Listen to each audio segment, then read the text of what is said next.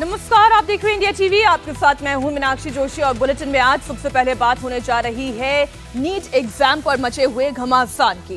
NEET exam को लेकर पिछले 4 दिनों में आज सुप्रीम कोर्ट में तीसरी बार सुनवाई हो रही है। कभी ग्रेस मार्क्स को लेकर तो कभी काउंसलिंग को लेकर आज सुप्रीम कोर्ट में एक बार फिर से सुनवाई होगी। सुप्रीम कोर्ट में आज 2 याचिकाओं पर कुल सुनवाई होने जा रही है। एक याचिका छात्रों की ओर से दायर की गई है तो दूसरी याचिका नीट को कंडक्ट करने वाली एजेंसी एनटीए की ओर से दायर की गई है। छात्र पेपर लीक की सीबीआई जांच की मांग कर रही हैं तो वहीं एनटीए इस मामले में ट्रांसफर पिटीशन दायर कर रही है। छात्र लगातार ये कह रहे हैं कि नीट का पेपर लीक हुआ है, इसलिए मेरिट लिस्ट ज्यादा चली गई है। ऐसे में एग्जाम को कैंसिल करके दोबारा एग्जामिनेशन कंडक्ट कराए जाने चाहिए। एनटीए और सरकार छात्रों के दावे को गलत बता रही है। सरकार का कहना है कि कोई पेपर लीक नहीं हुआ है, इसलिए छात्र देश के सर्वोच्च अदालत के पास पहुंचे हैं।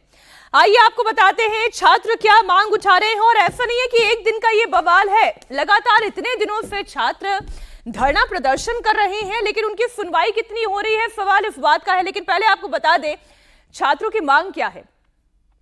छात्रों ने मांग की है कि पेपर लीक की सीबीआई जांच हो और नीट एग्जाम जो कि 5 मई को हुआ था उसे कैंसिल करके दोबारा री एग्जामिनेशन यानी री नीट करवाया जाए। इसे लेकर देश के अलग अलग अदालतों में केस दर्ज किए गए। ऐसे में एनटीए भी सुप्रीम कोर्ट पहुंची। एनटीए ने ट्रांसफर पिटीशन दायर कर दी है। देश के अलग अलग अदालतों में जो केसेस दर्ज किए गए हैं, एनटीए कह रहा है इन सारे केसेस को एक साथ क्लब किया जाए और एक ही जगह पर इन सारे केस की सुनवाई हो, क्योंकि देश के अलग अलग कोनों में छात्रों ने अलग अलग जगह पर पिटीशन दायर किए हैं। आपको बता दें इससे पहले 11 जून और 13 जून को भी सुप्रीम कोर्ट में सुनवाई हो चुकी है और आज तीसरी बार सुप्रीम कोर्ट इस मामले की सुनवाई करने जा रहा है। पिछली 2 सुनवाई में देश का एपेक्स कोर्ट अपना फैसला सुना चुकी है। 11 जून को जिस याचिका पर सुनवाई हुई वो याचिका नीट के रिजल्ट से पहले दायर की गई थी, जिसमें काउंसलिंग को रोकने की बात कही गई थी। लेकिन जब कल कोर्ट ने अपना फैसला दिया तो उन्होंने काउंसलिंग पर रोक लगाने की बात नहीं की, बल्कि एक तारीख जरूर तय कर दी कि 6 जुलाई से काउंसलिंग की प्रक्रिया शुरू हो जाएगी। 13 जून को जब ग्रेस मार्क्स का मुद्दा उठा, छात्र ये कह रहे थे कि ये ग्रेस मार्किंग ही गलत है। एनटीए की ओर से जो वकील कोर्ट में पेश हुए उन्होंने ये कहा कि हाँ, ग्रेस मार्किंग गलत हुई है। कोर्ट ने इस पर भी आदेश दिया कि ग्रेस मार्क्स को हटाया जाए, 1563 बच्चों को दोबारा टेस्ट देने की फैसिलिटी दी जाए और 6 जुलाई से काउंसलिंग की भी बात कोर्ट की ओर से कह दी गई। और आज पेपर लीक का मुद्दा उठेगा, क्योंकि छात्रों की सबसे बड़ी मांग यह है कि पेपर लीक हुआ है और इसकी जांच होनी चाहिए। आज सुप्रीम कोर्ट पर सभी छात्रों की और सभी मीडिया कर्मियों के अलावा सभी देश की भी निगाह टिकी हुई है। नीट एग्जामिनेशन में गड़बड़ी के खिलाफ छात्रों में बहुत गुस्सा है, उनके अंदर रोष है, वो सड़कों पर प्रदर्शन कर रहे हैं। दरअसल नीट की परीक्षा में जो 4 गड़बड़ियां सामने आई हैं उससे लेकर प्रोटेस्ट किया जा रहा है। पहली गड़बड़ी तो ये थी कि 67 छात्रों को पूरे मार्क्स यानी कि 720 में से 720 अंक मिल गए। ये कट ऑफ इतना बड़ा चला गया, इसमें 2000% का जंप देखा गया। दूसरा सवाल ये था, जो गड़बड़ी नंबर 2 थी, वो 1563 छात्रों को जो ग्रेस मार्क्स दिए गए हैं, ये ग्रेस मार्क्स क्यों दिए गए? सवाल ये भी है। माना कि एनटीए ने कोर्ट में ये मान लिया है कि हाँ ये गलत हुआ है, लेकिन ये क्यों उन्होंने किया, इसके पीछे जो तर्क उन्होंने दिया ये गलत था। गड़बड़ी नंबर 3, गोधरा में पूरा सेंटर मैनेज किया गया। गुजरात के गोधरा में कैसे सेंटर मैनेज करने की कोशिश की गई। और चौथी गड़बड़ी, पटना में एग्जाम से पहले ही पेपर लीक कर दिया गया। कल हमने आपको लगातार 3 ऐसे कबूलनामे दिखाए जिसमें यह बात स्पष्ट थी कि पेपर लीक हुआ है और पेपर लीक का फायदा कुछ स्टूडेंट्स को पहुंचाने की कोशिश की गई, सब कुछ मनी के लिए किया गया। अब गुजरात के गोधरा सेंटर की बात कर लेते हैं। गोधरा सेंटर ने गजब का खेल किया। गोधरा में पूरा का पूरा सेंटर ही हाईजैक करने की कोशिश हुई। इस मामले में स्कूल के प्रिंसिपल, स्कूल के कोऑर्डिनेटर के अलावा एक एजेंट भी इस पूरी प्रक्रिया में शामिल है। एग्जाम के बाद देखिए किस तरीके से मामला आपके सामने में रखती हूं। दरअसल गोधरा के जालाराम स्कूल में नीट का एग्जामिनेशन सेंटर था और इस सेंटर में 30 छात्रों को गलत तरीके से एग्जाम दिलवाया गया। कितने? 30 छात्रों को गलत तरीके से एग्जाम दिलवाया गया। यहाँ गुजरात के लोकल स्टूडेंट्स तो थे ही, लेकिन आपको जानकर इतनी हैरानी होगी कि यहाँ पर महाराष्ट्र के, गुजरात के अलावा उड़ीसा के, बिहार के और झारखंड के भी स्टूडेंट्स यहाँ पर आए थे। क्यों आए थे? इन सारे बच्चों के माता पिता से लाखों रुपए की डील हुई थी, इसीलिए अलग अलग राज्यों से गुजरात पहुंच गए। इन छात्रों को कहा गया था कि उन्हें जितने सवाल आते हों वो अपनी OMR यानी कि आंसर शीट में मार्क कर दें। इस बात की जानकारी गोधरा के डीएम को मिली, जिसके बाद डीएम ने एक्शन लिया। नहीं तो सोचिए कितना बड़ा फर्जीवाड़ा हो जाता। पूरे के पूरे सेंटर को मैनेज किया गया था। अब सोचिए, वरना कोई झारखंड का रहने वाला गुजरात में जाके एग्जाम क्यों देगा? ओडिशा का रहने वाला ऑल वे टुगेदर ईस्ट से निकलकर वेस्ट जाकर क्यों एग्जाम देगा? दरअसल वडोदरा में परशुराम रॉय नाम का एक शख्स अपनी ओवरसीज कंसल्टेंसी सर्विस चलाता था। मेडिकल की परीक्षा पास करवाने के लिए बच्चे यहीं इकट्ठे करता था। इसे गोधरा के जालाराम स्कूल के प्रिंसिपल पुरुषोत्तम शर्मा से सेटिंग कर ली। एनटीए ने इन्हीं प्रिंसिपल साहब को यहाँ के डिस्ट्रिक्ट कोऑर्डिनेटर के रूप में चिन्हित किया हुआ था। इसी स्कूल के एक टीचर तुषार भट्ट, वो भी इस मामले में शामिल। वो इस एग्जाम का डेप्यूटी कोऑर्डिनेटर था। पुलिस को उसी दिन तुषार भट्ट की कार से 7 लाख रुपए का कैश बरामद हुआ है। हमारे सहयोगी निर्णय कपूर जुड़े हुए हैं। निर्णय, ये तो धांधली है और खुलेआम पूरी धांधली सामने आने के बावजूद एनटीए ये कह देता है कि सिर्फ गड़बड़ियां हुई हैं, कोई लीक नहीं हुआ है। ये लीक नहीं तो और क्या है? और मीनाक्षी, जैसा कि हम बात कर रहे हैं, ये लीक सिर्फ पेपर का लीक नहीं है, पूरा का पूरा सेंटर ही लीक हो गया है। आप देखिए, पहली बार इस तरह का मोडस ऑपरेंडी जो है वो सामने आया है, जहां पे बच्चों से ये कहा गया है कि आप चिंता मत करिए, आप खाली जितना आता है उतना भर दीजिए और बाकी का जो काम है वो सेंटर के जो कोऑर्डिनेटर हैं वो आपकी आंसर शीट पूरा भर के आगे भिजवा देंगे एवेल्युएशन के लिए। और आपको इसका एक सबसे इंटरेस्टिंग उदाहरण मैं बताऊं कि जिन 30 बच्चों में से 27 बच्चे अपीयर हुए, उन 27 बच्चों के जब रिजल्ट्स मैच किए गए उनके रजिस्ट्रेशन नंबर डाल करके, तो उसमें से जो क्वालिफाइंग लेवल बनाया है इस बार, जो रखा गया क्वालिफाइंग लेवल, उससे सिर्फ 3 बच्चों के नंबर ही ज़्यादा थे, बाकी सबके सब फेल कर रहे थे। तो आप अंदाज़ा लगाइए कि कैसे बच्चों को 10-10 लाख रुपए दे करके, पर स्टूडेंट 10-10 लाख रुपए चार्ज करके पास करवाने की ये पूरी योजना थी। गनीमत है कि कलेक्टर को पहले से पता चल गया, लेकिन इस पूरी प्रक्रिया को अगर आप देखें मीनाक्षी, तो एक बहुत बड़ा सवाल एनटीए की जो एग्जामिनेशन लेने की प्रक्रिया है उस पर खड़ा होता है। मैं आपको बताऊं, जितने भी एग्ज़ाम होते हैं देश में, इस प्रकार के कॉम्पिटिटिव एग्ज़ाम्स, उसमें बाकायदा सरकारी जो एजेंसीज हैं उनको इन्वॉल्व किया जाता है। जैसे यूपीएससी का एग्ज़ाम है मान लीजिए, तो यूपीएससी के एग्ज़ाम में जो डिस्ट्रिक्ट कोऑर्डिनेटर होता है वो उस ज़िले का कलेक्टर होता है जहाँ पे सेंटर होते हैं।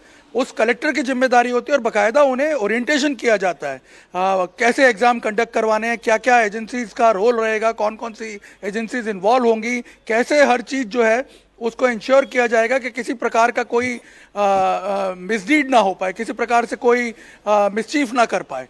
तो इस प्रक्रिया में अगर आप देखें, उससे बिल्कुल उल्टा जिस सेंटर में एग्ज़ाम लिया जा रहा है उसी के प्रिंसिपल को डिस्ट्रिक्ट कोऑर्डिनेटर बना दिया और डिस्ट्रिक्ट कोऑर्डिनेटर को ही सत्ता सौंप दी कि वो एक फ्लाइंग स्क्वाड तैयार करे, वही आगे इवैल्यूएटर इन्विजिलेटर जो हैं उनको अपॉइंट करे। यानी कोई मॉनिटरिंग नहीं है, वो जो बंदे सिलेक्ट कर रहा है उसी के नाम वो एनटीए में भेज रहा है और उसको एनटीए अप्रूव भी कर रहा है। अब ऐसे में बहुत चांसेस हैं लीकेज के, और जो कि यहाँ पे गोधरा में साफ तौर पर दिखा कि फिर तो ये कहा जाएगा ना कि ट्रांसपेरेंसी नाम की कोई चीज तो बची ही नहीं। जब खुलेआम धांधली हो रही है, कोऑर्डिनेटर्स भी खुद इसमें संलिप्त हैं, तो अब आप किससे क्या कहिएगा? निर्णय, बहुत शुक्रिया इस पूरी जानकारी के लिए और आप लगातार इस पूरे मामले से जुड़ी हुई तथ्यों को इकट्ठा करते रहे। गोधरा के एसपी ने इस नेक्सस के बारे में क्या बताया है वो भी आपको सुनाती हूँ।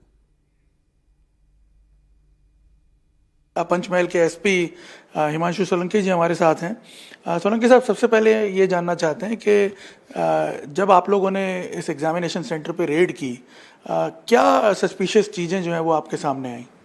एक्चुअली 5 तारीख को जब ये नीट की एग्ज़ाम हो रही थी, तब हमारे कलेक्टर साहब को ये एक इंफॉर्मेशन मिली थी कि कुछ ये जो अपना जलाराम, गोधरा में जलाराम स्कूल है, वहाँ पे ये नीट का सेंटर था। वहाँ पे कुछ बच्चों को पास कराने के लिए ट्राई किया जाएगा, ऐसा उनको माहिती मिली थी और एक दो शिक्षकों के नाम भी मिले थे। पता कैसे चला कि चोरी होने वाली थी? एक्चुअली जो वहाँ पे एक तुषार भट्ट करके सिटी कोऑर्डिनेटर थे एनटीए की तरफ से, और ये स्कूल में टीचर भी थे। डीईओ ने जब उनका मोबाइल और सब चेक किया तो उसमें से एक लिस्ट मिला हुआ था 30 बच्चों का, उनके मोबाइल नंबर ये रजिस्ट्रेशन नंबर के रोल नंबर के साथ। बाद में उनकी गाड़ी भी चेक की गई थी तो उसमें से भी 7 लाख रुपये मिले हुए थे, कैश मिले हुए थे। और ये किस चीज़ के लिए, उसका जवाब वो उस टाइम पे नहीं दे पा रहे थे। एक आरिफ वोरा करके एक यहाँ के लोकल बिचौलिया टाइप का एक बंदा है, उसने कुछ बच्चों से ये पैसे लेके उनको देने के लिए दिया है, ऐसा बाद में उन्होंने बताया, एडमिट किया था। तो ये पहले से थोड़ी वो थी, और ये कैश मिलना और ये जो लिस्ट मिला था उसकी वजह से ये जो शंका थी वो थोड़ी पुख्ता हुई थी। अब गोधरा में जो नीट का पूरा सेंटर था, वो सेंटर कैसे बिक गया, कैसे पूरी हाईजैकिंग की कोशिश हुई, उसके 4 इंपॉर्टेंट किरदार हैं। वो चारों किरदार कौन हैं वो आपको बता दें। वडोदरा का परशुराम रॉय, जो ओवरसीज कंसल्टेंसी सर्विस चलाता था और मेडिकल परीक्षा पास करवाने के लिए बच्चे इकट्ठा करता था। पहला नाम परशुराम रॉय का। दूसरा नाम है प्रिंसिपल पुरुषोत्तम रूपाला का। गोधरा का जालाराम स्कूल, जहां का प्रिंसिपल है पुरुषोत्तम रूपाला, एनटीए ने इन्हीं को डिस्ट्रिक्ट कोऑर्डिनेटर बनाया, और यही कोऑर्डिनेटर सबसे बड़ा फर्जी, पुरुषोत्तम शर्मा, ये सबसे बड़ा फर्जी किरदार साबित हुआ। फिजिक्स टीचर तुषार भट्ट, तीसरा नाम, जलाराम स्कूल का ही टीचर, नीट एग्जामिनेशन का डेप्यूटी कोऑर्डिनेटर, यानी Purushottam coordinator, Tushar Bhatt deputy coordinator. उसी दिन तुषार भट्ट की कार से 7 लाख रुपए का कैश बरामद हुआ। कहां से आए थे ये 7 लाख? किसी फर्जीवाड़े से तो 7 लाख कमाए थे। अब ये है अगला नाम, परशुराम रॉय। ऑफिस से 2 करोड़ 30 लाख रुपए के चेक बरामद हुए हैं। इतना ही नहीं, बच्चों के माता पिता से ये पैसों की रिकवरी कर रहा था। इस तरीके से ये पूरा रैकेट चल रहा था। इस मामले के एक आरोपी तुषार भट्ट की यही वो गाड़ी है जिसमें से करीब 7 लाख रुपए का कैश मिलने के बाद पूरे मामले का पर्दाफाश हुआ। तुषार भट्ट, आप अंदाज़ा लगाइए, इतना कॉन्फिडेंट था कि जो कैश ट्रांजैक्शन उसके साथ हुआ था एग्जामिनेशन के वाले दिन, वो 7 लाख रुपए उसने इसी गाड़ी में रखे हुए थे, और ये गाड़ी एग्जामिनेशन सेंटर यानी जलाराम स्कूल के प्रीमाइसेस में ही पड़ी हुई थी। और जब पुलिस ने एग्ज़ाम ख़त्म हो जाने के बाद पूरे मामले की जांच करना शुरू किया, तब तुषार भट्ट के पास कोई जवाब नहीं था कि आखिर वो 7 लाख रुपए कैश उसकी गाड़ी में आए कैसे, और उसका क्या उपयोग होने वाला था, या किस पर्पस से उसे मिले थे। और उसके बाद जो पूरी जांच है उसमें जो तथ्य सामने निकल कर के आए, तब पता चला कि ये पूरा मामला जो है ये एक बड़ा एग्जामिनेशन का स्कैम है, जो कि तुषार भट्ट अपने और साथियों के साथ मिलकर के चला रहा था। गोधरा पुलिस की जांच में इस बात का खुलासा हुआ कि परशुराम रॉय जो कंसल्टेंसी सर्विसेज दे रहा था, उसने ही अलग अलग राज्यों से नीट की तैयारी करने वाले छात्रों को मैनेज किया और प्रिंसिपल से मिलकर डील कर ली। परशुराम रॉय के ऑफिस से 2 करोड़ 30 लाख रुपए के चेक बरामद हुए हैं। ये सारे चेक उन बच्चों के माता पिता ने दिए जो अलग अलग राज्यों से गोधरा पहुंचे थे एग्जाम देने। जांच आगे बढ़ी तब क्या तथ्य सामने आ रहे हैं, कितने पैसे लिए गए थे इन बच्चों से, और ये आए कहाँ से थे, और इंटरेस्टिंगली गोधरा सेंटर ही क्यों चुना था इन्होंने, ये कैसे पता चला? ये तुषार भट्ट और ये जो रॉय जो कंसल्टेंसी परशुराम रॉय चला रहे थे, रॉय है वो जो उनके पास कस्टमर ये बाहर एग्ज़ाम के ये कॉलेजेस के लिए कंसल्टेंसी के लिए आते थे, उनको ये एग्ज़ाम में बैठने के लिए उनको समझाते थे। तो उन्होंने साथ में मिलके ये पूरा प्लान ऐसे बनाया था कि जितने भी बच्चे वो सिलेक्ट करते, मतलब जो ये तैयार होते हैं, उनको ये बोला गया था कि आपको जितना आता है आपको टिक OMR शीट में टिक करना है, जो नहीं आता है वो बाद में एग्ज़ाम ख़त्म होने के बाद ये पेपर्स जाने में थोड़ा टाइम उनको मिल जाता था, उस टाइम पे ये खुद टिक करने वाले थे और बाद में इसको पैक करके और सील करके भेजने का उनका प्लान था। मतलब आप ये बता रहे हैं कि इन्होंने स्टूडेंट्स को ये बताया था कि जितना आपको आता है उतना आप खुद लिख दीजिए, खुद भर दीजिए, और बाकी हम जब एग्जाम खत्म हो जाएगा तब उसको भर के सील कर देंगे। लेकिन सवाल ये उठता है कि इतनी एक्सपर्टाइज इनके पास कहाँ से थी, ये कैसे सारे सही आंसर भर देते उसमें? खुद तुषार भट्ट खुद तो फिजिक्स का टीचर था ही, और आपको पता हो तो ये एनटीए की नीट की एग्ज़ाम हो या दूसरी कोई भी एग्ज़ाम होती है, तो एग्ज़ाम ख़त्म होने के आधे घंटे पौने घंटे में जो बड़े बड़े क्लासेस होते हैं, वो कोचिंग क्लासेस होते हैं, वो ऑनलाइन उसका आंसर की रख देते हैं। जिस जालाराम स्कूल में सेंटर ने ये पूरा हाईजैक करने की कोशिश की, जिन सेटर्स ने ये काम किया, उसमें जिन छात्रों से पैसे लिए गए थे उनमें से 3 छात्रों का ही स्कोर अच्छा आया, जबकि बाकी छात्रों के मार्क्स डबल डिजिट में भी नहीं आए। सोचिए अगर ये सेटिंग कारगर हो जाती, समय रहते प्रशासन काम नहीं करता, तो फिर क्या होता? मामले में वडोदरा का एक कंसल्टेंट परशुराम रॉय और स्कूल के प्रिंसिपल पुरुषोत्तम सरपा तथा तुषार भट्ट जो कि स्कूल में टीचर है, उनका इन्वॉल्वमेंट साफ तौर पर सामने आ रहा है। और योजना के अनुसार परशुराम रॉय को स्टूडेंट्स यहाँ भेजने थे, जिनसे वो पर स्टूडेंट 10 लाख रुपए चार्ज कर रहा था, और बाकी का काम यहाँ पे प्रिंसिपल और टीचर को करना था, जो कि उनके लिए बहुत आसान था। प्रिंसिपल क्योंकि इस पूरे ज़िले का कोऑर्डिनेटर था, और टीचर जो है वो इस एग्ज़ाम सेंटर का डिप्टी कोऑर्डिनेटर था। और बच्चों से ये कहा गया था, 30 बच्चों की लिस्ट जो मिली थी उनमें से 27 अपीयर हुए, उनसे ये कहा गया था कि उन्हें जितना आता है उतना वो लिख दें, बाकी का एग्ज़ाम ख़त्म होने के बाद पूरा पेपर जो है वो सॉल्व करके उनके लिए भेज दिया जाएगा। लेकिन आपको बता दें कि पुलिस ने और प्रशासन ने समय रहते, क्योंकि पूरा एक यहाँ पे सर्वेलेंस बढ़ा दिया था, जिसकी वजह से वो ये नहीं कर पाए।